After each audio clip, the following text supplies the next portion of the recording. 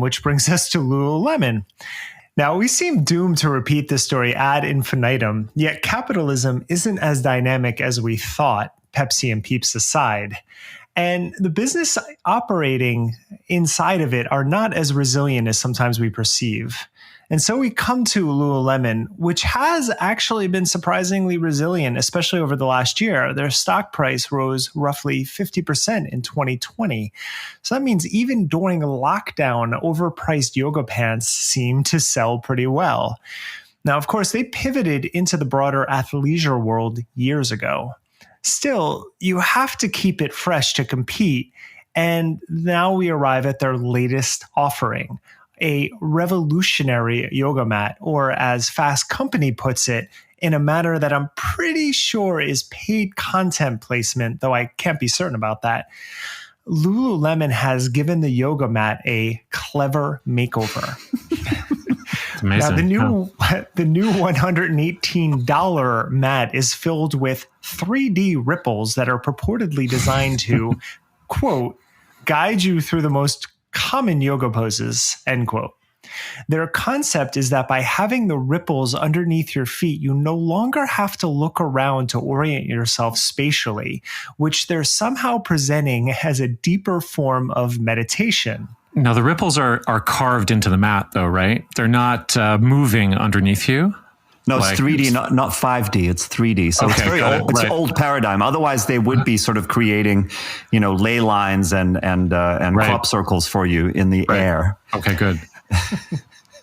Yeah, for the $300 version, you get your own crop circles. It's pretty fantastic.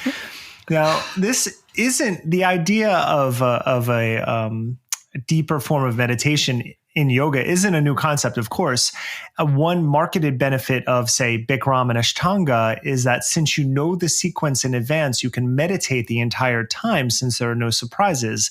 And personally, I take no issue with repetition as a form of hypnotic contemplation.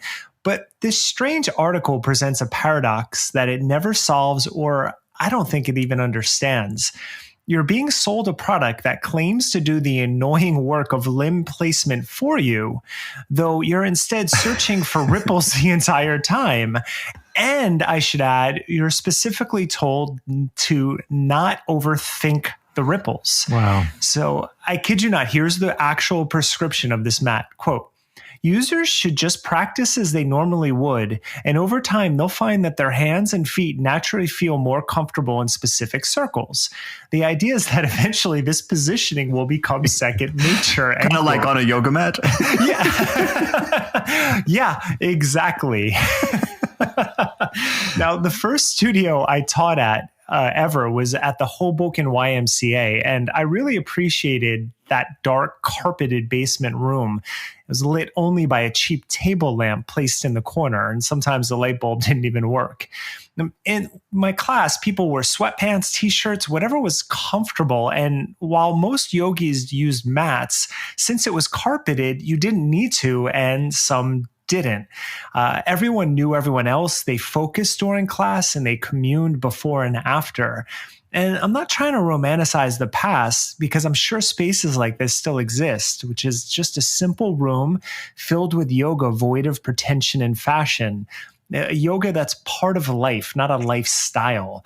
And it's not really marketable or scalable, and it's certainly not sexy, but it outlasts trends and it doesn't worry about appeasing shareholders. And everything about this new mat is not that. And back in the aughts, I was a Lululemon ambassador for 2 stores in Manhattan. And I have to be honest, the staff was amazing. They actually offered me space to hold charity events a few times, and they took no cut at the door. So we were able to give all the money to the charities we were working with. So I understand that within the conglomerate, real people do incredible work. And I also take no issue with earning a living selling products that bring value to your life. But when the best you have is a yoga mat with ripples, it's really time to rethink your existence. Yeah, it's incredible. I'm glad that you brought up the Hoboken YMCA. I'm wondering, how did it smell in there that it was carpeted? It smelled like it didn't smell as bad as the Soho Bikram studio that I started my Bikram practice at. I'll say that, but they vacuumed it. But yeah, it was a YMCA. I'm realizing that between the three of us, I'd be interested to hear from you, Julian. But I think we're almost all at the age where we can remember this kind of sea shift from a kind of do-it-yourself yoga space that might have been in a church hall or the YMCA, and then the upscale studio space. I didn't actually feel I had that, because the first yoga studio I ever went to was Yoga Zone in New York, and they already looked like they were wearing Star Trek clothes, and and also it was run by Alan Finger, and he was a fashion photographer. Did you guys know that? No. I knew he had a history in fashion, Yeah, and actually the upstairs, it was in this old warehouse building in Lower Manhattan, and I can't remember the address, but upstairs, the owner from Bumble and Bumble had made his start. And my understanding was that in the off hours of the studio, they actually rolled out like a backdrop in the studio itself and did photo shoots in the yoga space.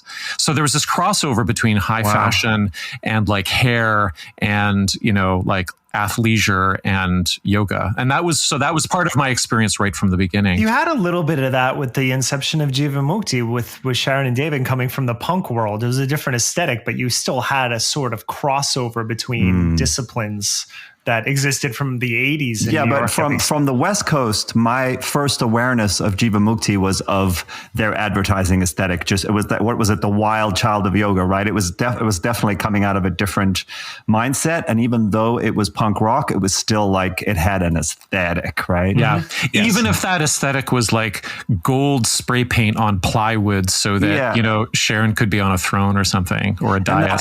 Alan Finger is South African, yeah. He is, right. Yeah, and he claims some South African lineage too. I think his father taught him yoga, but his father learned yoga from some Indian master who happened to be in Johannesburg. I don't know. Yeah, and he strikes me as kind of the Paul Ferber of yoga works, right?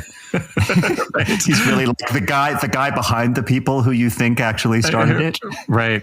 Well, I love the quote in this article that you're citing, Derek, where they say the point of the mat is not to overthink the ripples. Although I would appreciate it sounds like the designers at Lululemon have overthought the ripples, and I would appreciate the opportunity to overthink the ripples at times, because I think it would distract me from thinking about climate collapse or about the labor rights abuses in Lululemon contractor factories in Bangladesh. I mean, this is a company that still isn't vetting its factories. There's like this horrible story from 1999. I mean, the whole sort of outsourcing labor story is demonic to begin with. But I mean, as early as 2 years ago, we've got stories of workers being beaten by their supervisors in factories making Lululemon products in Bangladesh. They had so much bad press for several years. I'm surprised they're still around. Well, why, Derek? Did you get a sense of why their stock prices actually risen? Because they've had to keep all of their high-end retail spaces open during lockdown. How does that work? This is, I think, the first time we've covered Lulu on this podcast, and I only did it because of the ridiculousness of it. The only thing I will say is I do know that a couple years ago they pivoted to